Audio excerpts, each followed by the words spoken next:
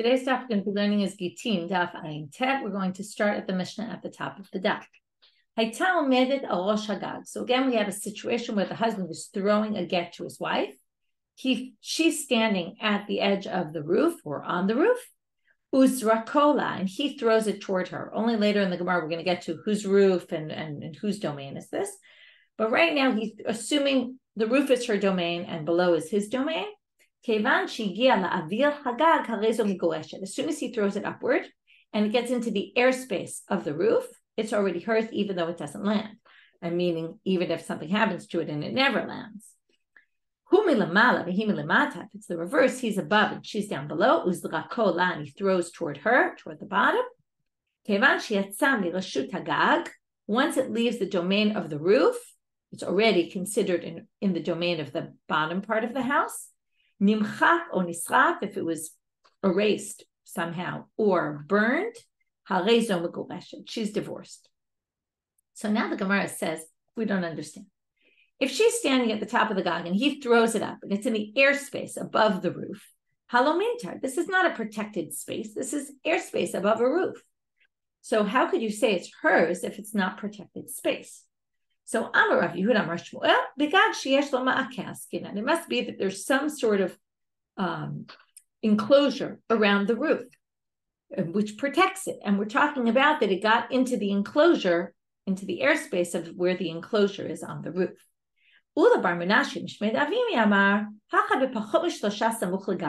And he gives a different answer. This brings us back to Masechet Sukkah and all sorts of other times we talked about domains, also Eruvin and Shabbat. It's if it lands on the roof, it's obviously hers because it lands in her domain. So if it's in the airspace, what we don't mean airspace up above, we mean airspace. So again, the first answer was it was within an enclosure on the roof.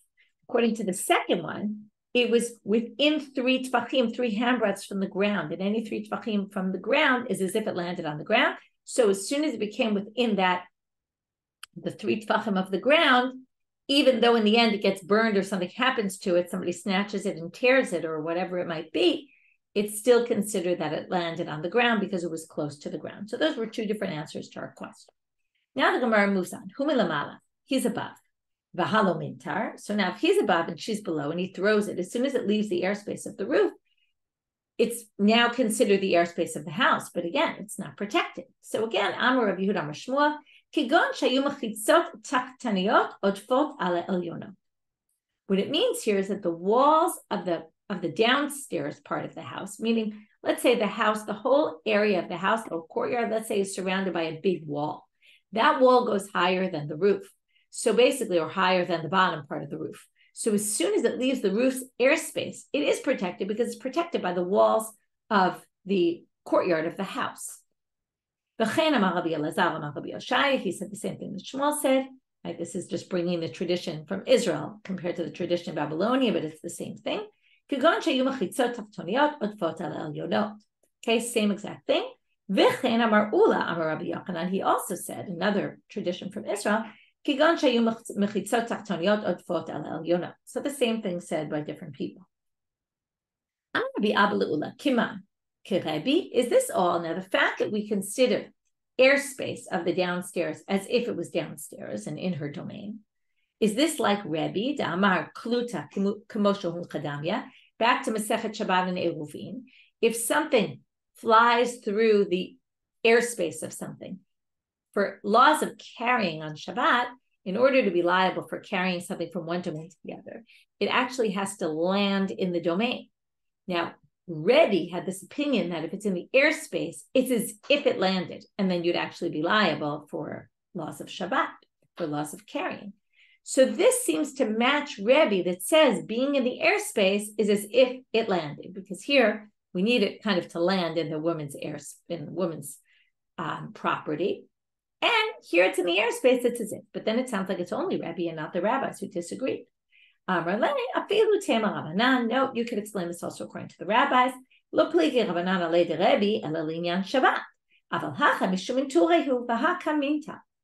When it comes to Shabbat, what do we need? We need, like I mentioned before, first of all, you need two things. You need akira, it needs to be uprooted from one domain. That's not really relevant for our purposes. And land in the other domain. So because you need landing, there's a machloket. Is airspace considered landing or not? There you can see the rabbis would disagree with Rebbe and say, just because it got into the airspace doesn't mean it landed. But the whole reason here is mishum, it has to get into a courtyard. What's a courtyard?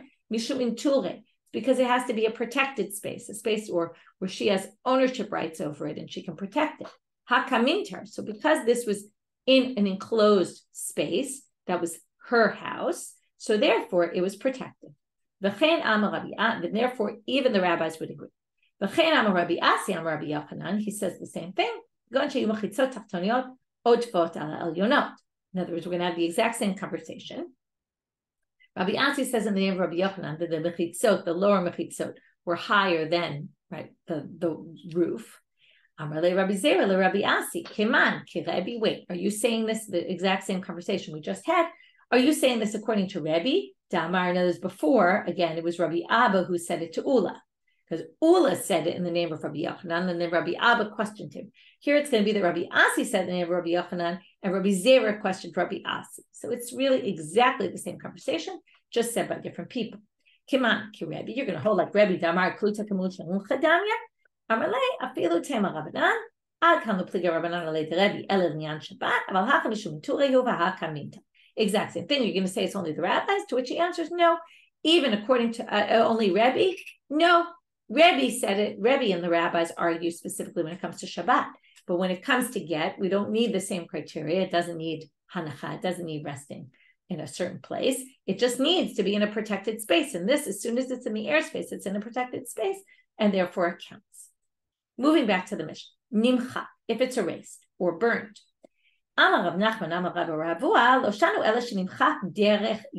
This is very interesting. He's standing on the roof and he throws it. And then it gets erased somewhere, right? So we said once it hits her airspace, then, as soon as it leaves the domain of the roof, it's already considered in her domain. And if it gets erased, then it's her loss, basically. In other words, it's already, she got the get. But then Rav Nachman says in the name of Rav Ravua, this is only now when you throw something, you can either drop it, but that's not what's going on here. He's throwing it. When you throw, there's a trajectory. First it goes up, and then it starts going down. So when it's on the way up, if it gets erased, that doesn't count.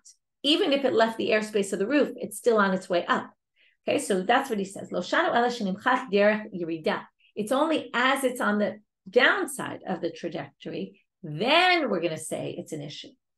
Okay, that again, not an issue. It's just we're going to consider it is in her domain already, and she gets the get. It's actually better for her that she gets the get usually. But if it gets erased while it's on its way up, that doesn't count. Because while it's going up, it's not meant to be going down. Now it's kind of funny because the way we view when you throw something and there's this trajectory going on, it goes up in order to go down, right? But they're saying only while it's on the way down, not while it's on its way up. Nisraf. When it says, right, if he throws it off a roof into a fire, okay, that's not going to count. It's only if he throws it and then right after he lets go of it, there's a fire erupts down at the bottom and it gets erased when it gets down there, but right before it hits the ground. But if it was the reverse, right? So again, loshanu ela shekadam get lidleka. First he gave the get, then the fire broke out. Aval kadma deleka get low. My time miikar l'streifa kazu. When you throw something into a burning fire, you never intended for it to land on the ground. You intended to burn it. That's basically throwing it into the garbage. That's not throwing it into her domain, even though it will enter her airspace first. That definitely won't work. Amar Rav Chisda, reshuyot chalukot begittin. Now he says, basically, we have different spaces for get. That means if a husband gives her his courtyard, then it doesn't include his house, right? We had this whole thing before that if he wants to put her the get in her courtyard, he can actually, if she doesn't own her own courtyard, he can designate her a space in his house and say, this is for you. So if he designates the courtyard, then he's not designating the house or the roof or any other part of his house. and therefore he would have to put the get in the courtyard or whatever space he designated. And if he puts it somewhere else, you can't say, oh, well, I meant I'm designating you some space in my house, right? I said my courtyard, but obviously I meant anywhere really, and now I'm putting it down somewhere in my house. That's obviously for you. He can't do that. Rami Bar Chama l'Rava. So Rami Bar Chama now says to Rava, Minale l'Sabaha. Where did Saba, Rav Chisda, he calls him Saba, this elderly rabbi, where did he get this from? Amarle Matzmitini says it's our Mishnah, because how we can learn it from our Mishnah, the Rishu Yoder Chalukot. How so? Well, now we have to figure out. I said in the beginning, it's not really clear whose domain is what. Right? Remember, he's in one space and she's in another. So if she's standing at the roof and he throws it up to her, so as soon as it gets to her airspace, she's divorced. That was just the Mishnah. What's the case? If the roof is hers and the courtyard is hers, well then lama li avir hagag. It doesn't have to get to the avir of the gag. He could get it anywhere, and there it would all be. She would be divorced. If it all belongs to him, then it doesn't help if it gets to the airspace of the roof. It's all his. In which case, it's not her get. It must be her roof and his courtyard. And what do you learn from here? So now, even this is going to be a problem, because if we're assuming the Mishnah is referring to her roof and his courtyard, well, then the next part doesn't make any sense. Right now, they're making an interesting assumption. The assumption is that both cases, where it went from, he sent it from the courtyard to the roof, or from the roof to the courtyard, both cases are the same scenario, where it's her roof and his courtyard. Well, that obviously doesn't make sense with the second part. He's up top and she's down below and he throws her. As soon as it leaves the airspace of the roof, it's already considered the airspace of the courtyard. Can't say that that's when the roof is hers and the courtyard's his. If the roof is hers and the courtyard's his, why should she be divorced? It never, right? He threw it from her domain to his domain. That wouldn't work. Then if you say the reverse, it's his roof, her courtyard. Okay, so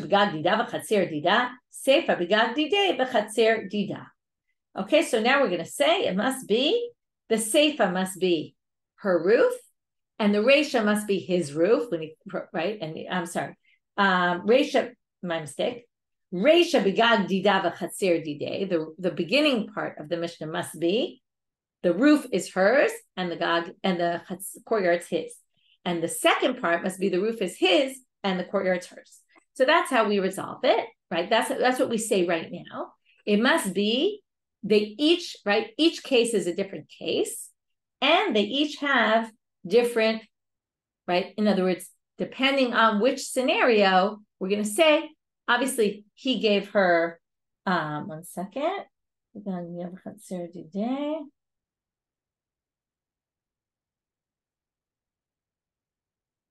Right.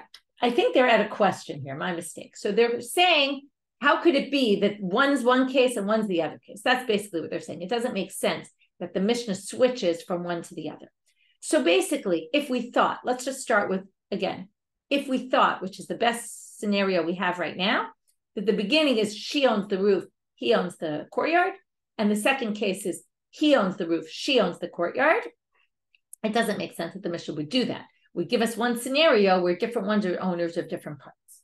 To which the Gemara says, so again, what were we trying to prove here? We're trying to prove that Rishuyot Chalukot Gittin. And then how do we know that there's different spaces? Like if he gives her one space, he only gives her that space and not any other.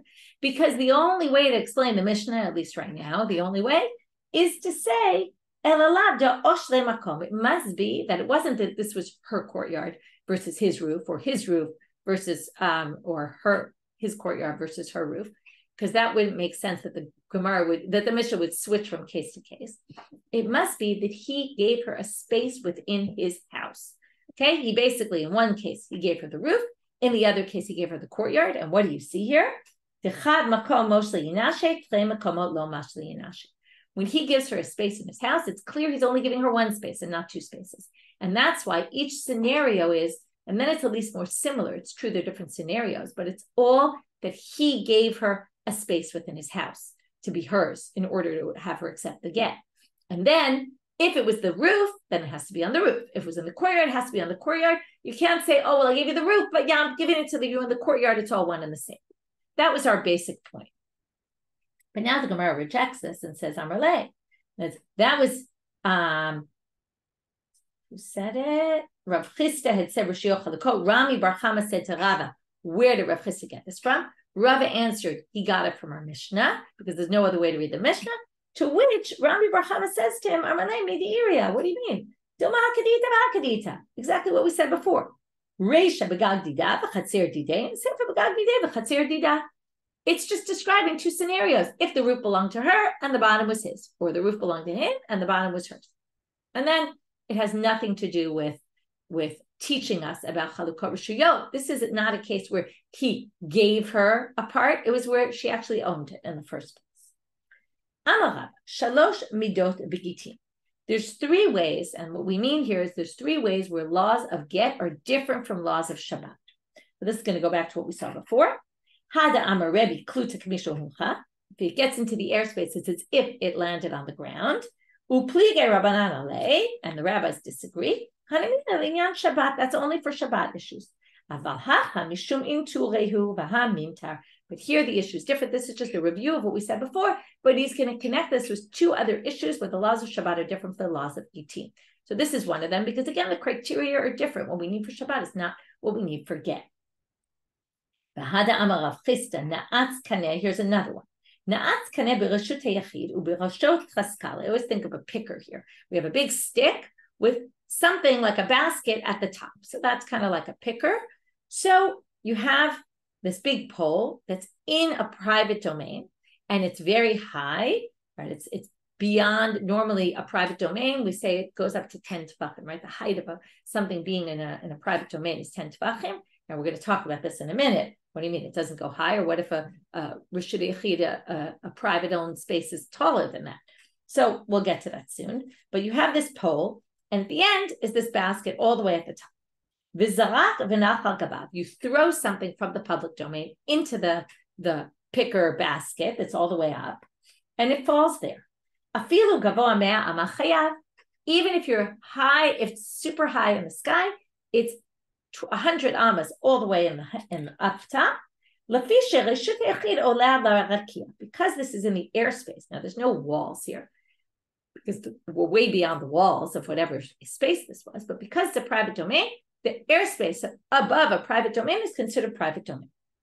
But Shabbat, this is only for Shabbat purposes. If you throw the get into that space, it has to be a protected space. Inside that picker is way high up. There's no walls around it. There's no real protection of it. And it's not protected, and therefore it won't be considered that she received the get, even if it's in the airspace above her own private domain. So another difference between Shabbat and get. Rabbi Yehuda said in the name of Shmuel, here's the third one, Lo ya'amod adam begag zeh v'yiklot mek shamim migago shel chavero. Okay, so you need to know some background here. In general, when it comes to laws of rishuyot, of domains, we have public domains and private domains. By Torah law, you can actually move an object from a private domain to a private domain. But the rabbis forbade this, and that's why we do Eruv Chatzerot, which permits this, because it's all rabbinic in general. As long as you're not in a public domain, it's rabbinic.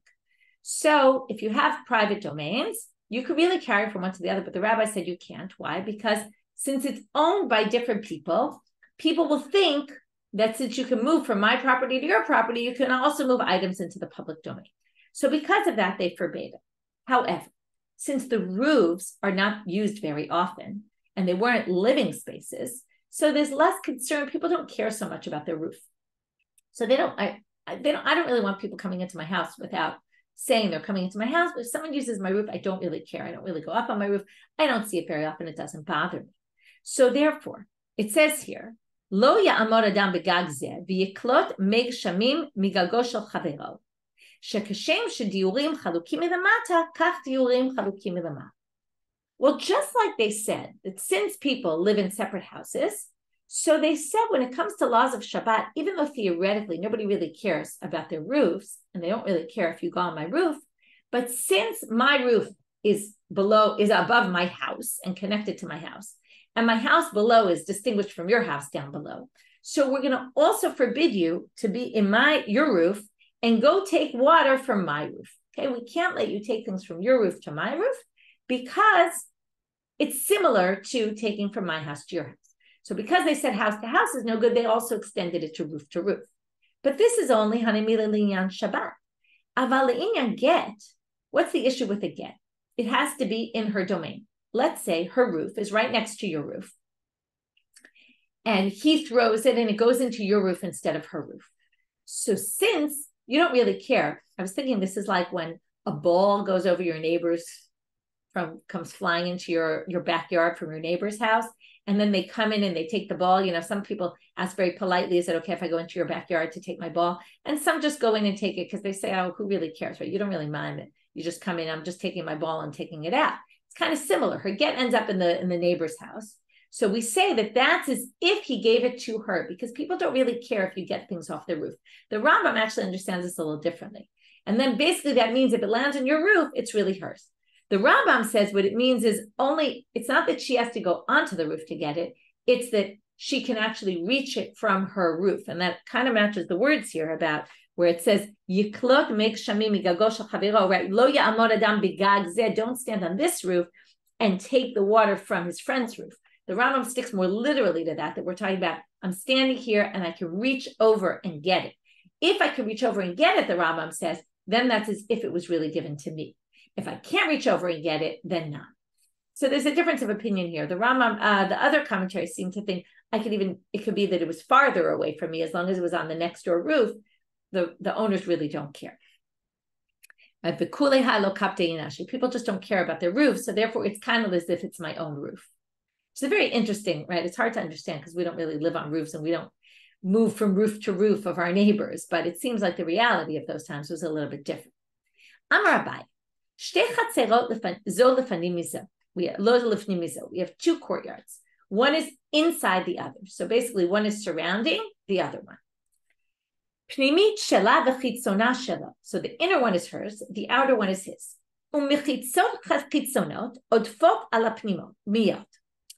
His outer walls are taller than hers. So now we have short walls around her inner space. But his outer walls actually protect her space as well. So therefore, Zarkula, if he throws the get to her into her inner courtyard, now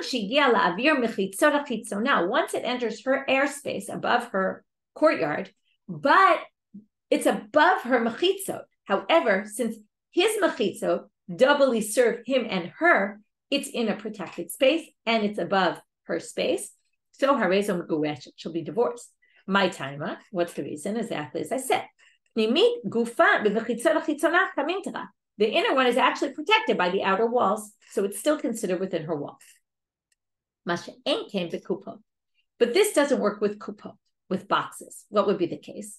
Shtei kupot, zo betoch zo. You have two boxes, one inside the other.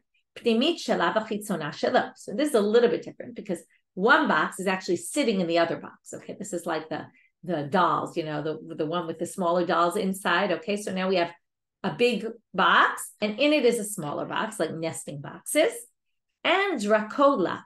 So now he throws to her. Now the big box has higher walls. The smaller box has lower walls.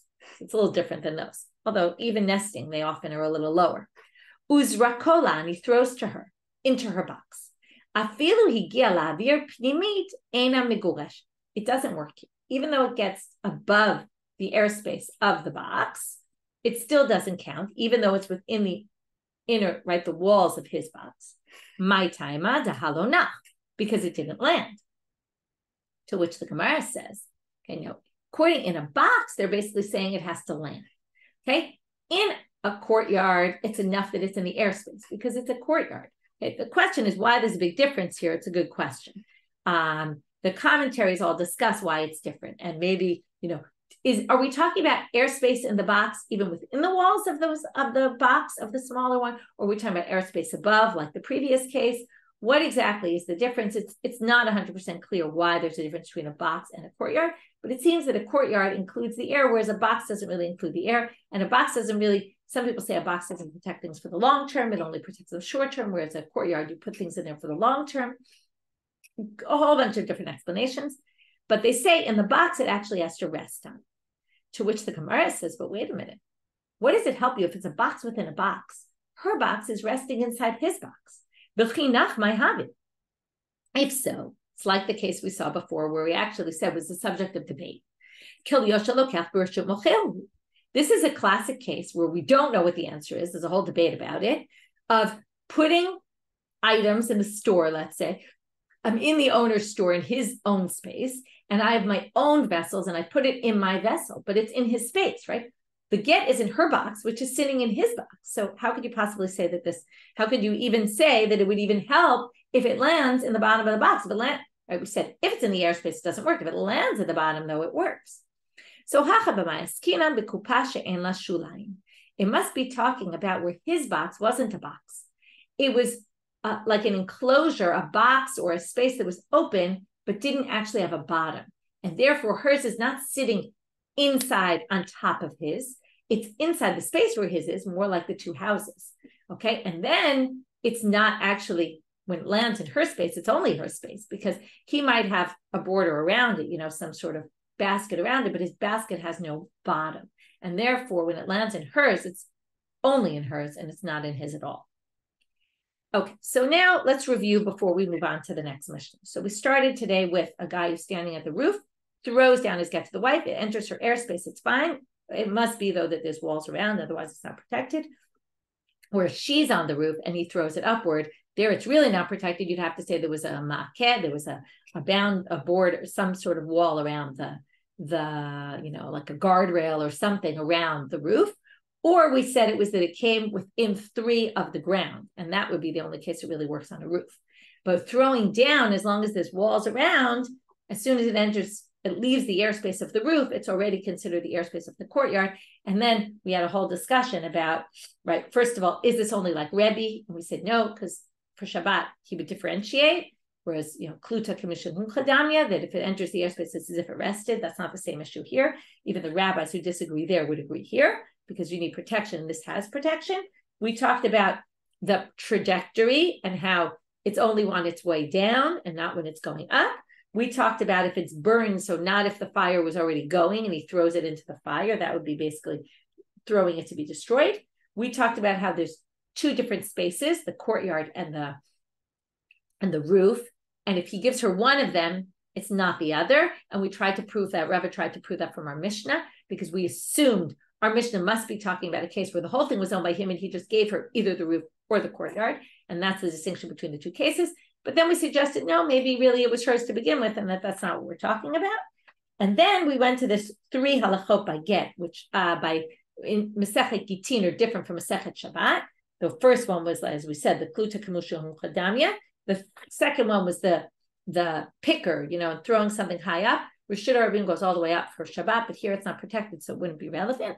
And we talked about the idea of going from roof to roof. On Shabbat, it would be a problem to take from the roof of your friend, but on forget it would actually work, because they don't really care if you go onto the roof to get it, like the ball in the neighbor's yard. Then we talked about this case of 2, one with inside the other. And then we said, right, as long as his walls are higher, as soon as it gets into the airspace of hers, it works, but that wouldn't work when it comes to boxes. And then we had to explain, well, that's only if, right, the case we're talking about with the box where it would work is if it actually rested in the box, but that's only if his box wasn't underneath her box. Otherwise, it would be kind of in his property, really. Okay, new Mishnah. We're going to have 2 more Mishnayot today. We're going to only start the second one. It's a very long and very complicated, difficult to swallow topic. So prepare yourselves. But first, we're going to do something a little more simpler. Beit Shammai Obrim. Beit Shammai say, Poter Adam Ishto Beget Yashan. We keep mentioning this Get Yashan. Now we're going to learn it in the Mishnah. Beit Shammai says a man divorces his wife with a get that he wrote, let's say, in January. In February, he was alone in a room with her. Perhaps they have relations. In March, he gives her the get. Beit Shammai says that's totally fine. Beit Hillel Osrim. Okay, Beit Hillel says that's no good. Ezu Get Yashan, they tell you now. If he's alone in a room with her, just the two of them, after he wrote the get. That's a get yashan, as I explained before. What's the root of the debate?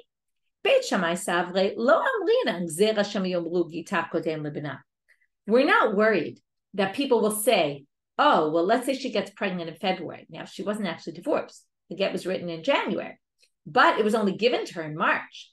But people might say, oh, look, the get was written in January. Maybe she got the get before, and this child was born out of wedlock. And we just don't, there's nothing wrong. He's not a mamzer, or she's not a mamzer, the child, but we don't want people spreading bad rumors about this kid, and therefore maybe there's a reason for Xera. Beit Shammai says, no, we don't need to worry about that. Beit Hillel says, of course we say that. We're worried that people will do this. We want to protect a future child from, that might be born from that, so we don't ever allow a get yashan, an old get. Amar Rabbi Abba Amar Shmuel. Now the question is, how far does Beit Hillel take this Xera? Again, we're going to have a case where it's Xera de Rabbanan. Really, the get is a good get on the Torah level, and they're going to say the get's not a good get. So what do we do? Yes, ideally, somebody should not use this get. Let's say they did this. They shouldn't use it so as not to have an issue later down the road with children, potential children. But according to Rabbi Abba in the name of Shmuel, if we say it, lo tetzeh, she got married based on a get like this, we don't make her get a divorce. Ikeda Amri, some people say that Amar Rabbi Amar Shmuel, that he went even farther to say, Im nitgarsha tinaseh lechatchila. If she was divorced using this get, she can even go get married to someone else. In other words, we can rely on this get if it was already given. We just prefer you not give a get like this. We prefer you write a new get, but if for some reason you couldn't write a new get, or he didn't write a new get, you can actually get married based on this. Not even only, right? The first reading is, if you're already married, then we're not going to make you get divorced. But some people say that he said you can even get married. New Mishnah. Now we're going to have a get that was not written the way the rabbis said the get should be written. Okay? Katav l'shum malchut she'ena hogenet. You wrote to a malchut that wasn't a good, okay, it's unclear how to define this exactly, a bad kingdom. In other words, you wrote your date based on, the Gemara is going to say this is the Romans. Okay? You based it on the Romans kings. Or l'shum malchut madai, or from Media, or l'shum malchut Yavan, or according to the kings of the Greek kings, or lebinyan habayit, or lechurban habayit, or you counted the years based on when the temple was built, or based on when the temple was destroyed. These are all dates that you shouldn't use. Now, why? It's a really good question. If you look at Mishnat Eretz Yisrael, which you can find on Sefaria, it's all in Hebrew, but he gives a whole rundown there, and his claim is that these are all kingdoms that didn't really exist anymore. The whole idea is that, and you can look in Rashi. Rashi says, Mishaya bebabel, v'katav b'shnat kaf b'kaf l'malchut harisha. Okay, that's l'shum malchut she'ena hogenet. Okay, you said it to this bad kingdom. Okay, but what does he say? We're going to have to see that you have to write it. Sorry, Rashi doesn't say what I thought Rashi said. But what you need to do is you need to write it for the kingdom that is used, that's the main kingdom in that area. Okay, that's what you really need. You need the current kingdom that's there. We're going to see in the Gemara why this is, why they instituted that, but you have to use the date of wherever you're living and what the kingdom is. And what Sun-Fri claims is these are all old, they're done already. Like even Lebinyan Habayit and Lechurban Habayit is already a count that they don't use so much anymore. Okay, why this is it because we want your divorce to be recognized by foreign authorities? And if you write Korban Habayit, they don't go by those numbers. Good question. It's not exactly clear. This sounds like you're in one place and write the wrong place in the get. Or Sun-Fri claims that we're talking about you wrote according to the ruler in the east and you're living in the west under a different ruler. So you wrote a ruler of your time, but not the one in the region that you're in. And then it connects better with the beginning. Here comes the big, are you ready for this? Tetzeh mizeh u'mizeh. Utzricha get mizeh u'mizeh. Ve'en la lo k'tuba v'lo perot v'lo mezonot v'lo bla'ot lo al zeh v'lo al zeh. Okay, let's stop for a minute. There's a really long list here. But this might remind you of a Mishnah in the 10th chapter of Yevamot, where we had a woman who got married based on thinking her husband was alive. I'm sorry, her husband was dead. She had one witness that said her husband was dead. She gets married based on this, and then her husband shows up on the scene. The same exact list of things comes up there. She has to basically, and this is the woman is entirely penalized here. And this is a big question. Why does she get penalized and why not the man? Because theoretically, he had the get written and the get was written wrong. Okay. But the point is here, okay, the first thing you have to know is the Gemara is going to say this is only Rabbi Meir and we don't actually hold this way. So that makes it already a lot better. Rabbi Meir is very against anyone who's mishaneh mimatbeh shetavu chachamim. The rabbi said this is the way to do it. You have to do it in this way. You can't make any changes. And that's why he's very strict. The problem is, why isn't he strict on the man as well? The woman kind of gets the raw end. It could be, again, this is just like the Mishnah in Yevamot. Now, in Yevamot, we had a good reason to say why the woman was to blame. We said that it's really her responsibility to do all her research and really figure out is her husband really dead. And if he really was alive and she left no stone unturned, she would have discovered that he was still alive. And therefore, we do blame her, okay? But in this case, she's really not to blame. Now, it's true she should have checked that the ketubah was written correctly, but it's also his responsibility as well. And it's strange that she gets the brunt of the problem. But what one could say is that when you have a get that's no good, it basically means that the woman's not divorced. And if the woman's not divorced, then there's all sorts of, and she kind of went thinking she was divorced, and she didn't, again, do her homework properly and check that this was really done properly. Well, she ends up getting penalized. Again, I don't have a really good answer for this other than to say, again, we end up at least somewhat, the Gemara basically says, oh, this is only Rabbi Meir, and we don't really hold this way, which makes us feel a little bit better. But in any case, we're going to start learning this long list of things that happens to her as a result. So if she got married to someone else, let's start with the first one. She can no longer be married to her second husband because she wasn't really divorced from the first husband. And if she wants to stay married to the first husband, she can't do that either, because basically she was really married to the first husband, married someone else. So she was a married woman who basically committed adultery. Now, it wasn't her intent to commit adultery, but in the end, she was with somebody else. And the rules are, if you're a married woman and you're with another man, you're forbidden both to the man you're with now and to the man you were with before. So she has to get a divorce from both now, because the first divorce was no good. So she needs a divorce from the first husband and she needs a divorce from the second husband. Some people say she doesn't really need to get from the second husband because she's not really married to him ever, because she was still married to the first. If you're married to the first, you're married to the second, doesn't count. But they require her to do it anyway. Rashi says, because we're worried that people will think that she was married and left him without a get, because it looked like she was married to him. She thought she was married to him. Everyone thought they were married. So therefore, we require a get. So number one, Tetzei mizeh umizeh and sricha get mizeh umizeh. That was the both together, I explained. This is a very hard one. Ein la lo ketubah. She doesn't even get her ketubah money from her first husband. She certainly doesn't get from her second husband. It wasn't a marriage. But she loses her ketubah money, which, by the way, would somewhat be an incentive for a man. And again, I'm not to give any ideas, but if a man wanted to get out of the ketubah payment, this crazy thing that comes out of this Mishnah, he could theoretically mess up the writing of the get, hope that the wife won't catch it, and end up not have to give her ketubah money. Again, hard to imagine a man would go so far as to do this, but who knows? So again, raising more problems about how this really could be. But she loses her ketubah money for her first marriage. Again, difficult. She didn't really do anything wrong, except again, she was negligent. She should have checked to make sure the get was right. Just like with her husband, she believed the one person who told her he was dead without really checking into it. And maybe this is really a lesson to women that you have to be on top of what's going on. You can think of women in those days where they weren't really on top of these things. They were kind of in the house more, and that was what they did. And, okay, the husband's giving me a divorce. I won't really pay attention. And this is saying, you better pay attention. This is serious, right? Someone says your husband's dead. You got to look into it. You can't just take someone's word for it. Your husband's giving you a get. You have to make sure that the get is written properly and that everything's done right. Which means, by the way, the women have to be knowledgeable and know what the get's supposed to look like. Lo peirot. Okay, what are these peirot? It's a very good question. They're all different opinions about what peirot we're talking about. Rashi says, because some of them say the husband doesn't get peirot, and some of them say, and then according to some interpretations, maybe there are some penalties for the husband. The husband doesn't get the peirot of her because they're not really, he's also penalized. Normally he gets the proceeds, but if he hasn't even divorced her yet from, right, let's say the first husband, he doesn't do another divorce, he still loses his rights to peirot. Most of the commentaries try to put it back on the woman because it does seem like we're punishing the woman for all these things. Again, even though that's difficult, and maybe that's a better explanation, that some things he loses out on as well. But Rashi tries to make it that it's her, which is she gets redeemed from if she gets taken into captivity, the husband has to redeem her in exchange for him getting the produce of her property.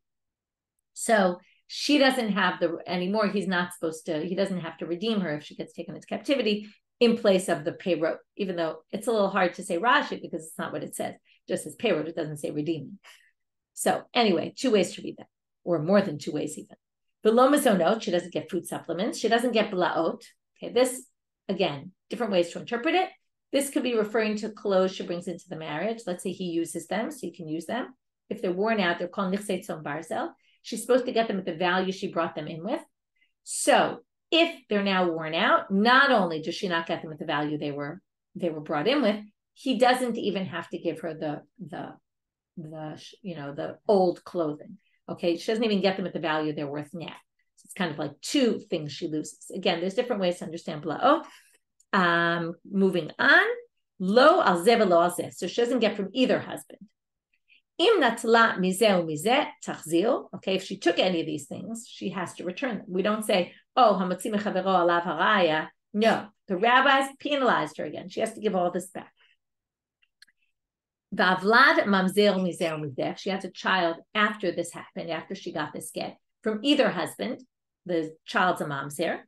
Because again, we want to penalize her, even though she really wasn't married to the second one. So if it's a child from the first one, then it shouldn't be a mamzer, but the rabbis declare the child a mamzer in both cases. The second one is obvious why it's a mamzer, because the first divorce was no good.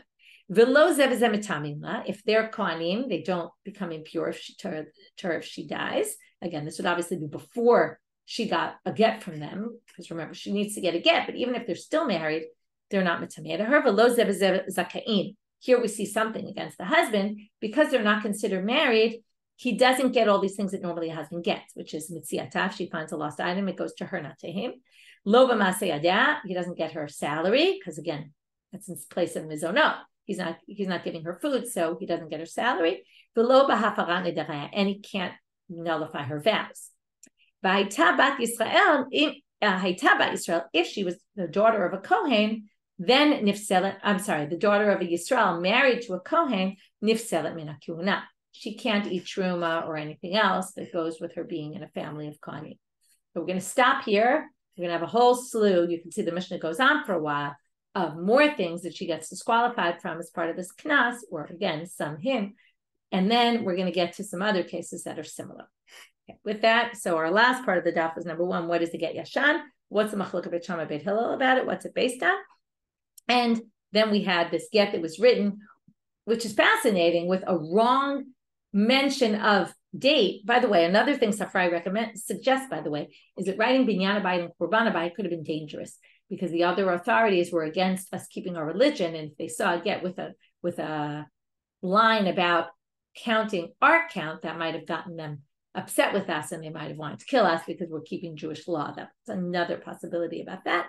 Anyway, you write the wrong type of kingdom, the date with the wrong, again, it's not even the wrong date, it's just the wrong way of counting, because the rabbis determined what you're supposed to put in the get, and this is not it. Basically, we penalize mostly the woman, and she has to leave both marriages and has all sorts of penalties upon her because of this. With that complicated topic, which we're going to continue more and see what the Gemara has to say about it over the course of the next day or two, we'll hopefully understand it even better, even though, like I said, it's quite complicated to understand. There's really no great answers, other than hopefully it appeases us to know that it's only Rabbi Meir and the rabbis disagree. Wishing everybody a great day.